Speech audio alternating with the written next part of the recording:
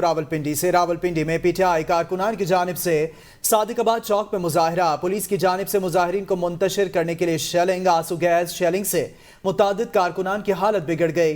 मुजाहिरीन की गिरफ्तारी के लिए कैदी वैन्स भी सादिकाबाद चौक तलब।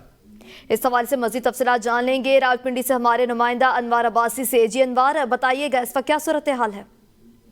जी बिल्कुल, आज रावलपिंडी में पाकिस्तान तहरीक इंसाफ के मकामी रहनुमाओं और तीनों जो उम्मीदवार थे एलका NA 55, 56 और 57 के उनकी कॉल पर आज पाकिस्तान तहरीक इंसाफ के कारकुनान की जानब से सादिकाबाद चौक में डिस्ट्रिक्ट इलेक्शन कमीशन ऑफिस के बाहर एहतजाजी मुजाहरा किया गया।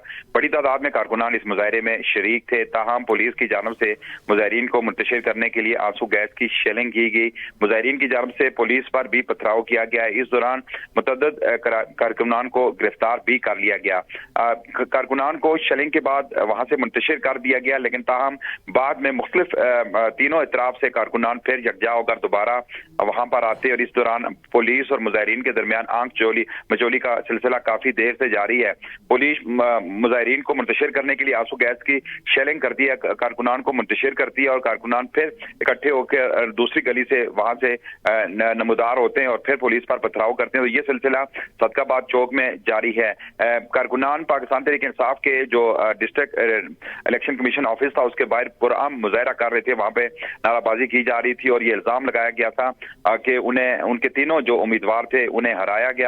फॉर्म 45 के मुताबिक उनकी वाज़ेह लीड मौजूद थी, लेकिन नताइज को रोक कर उनके उम्मीदवारों को वहां पर शिकस्त दी गई।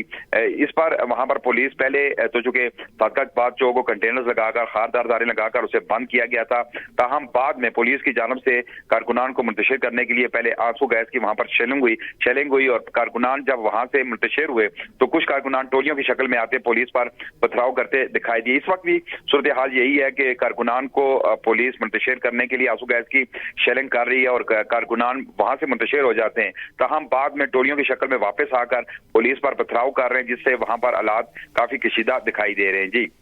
जी हालात काफी कशीदा दिखाई दे रहे हैं। बहुत शुक्रिया अनवर अब्बासी।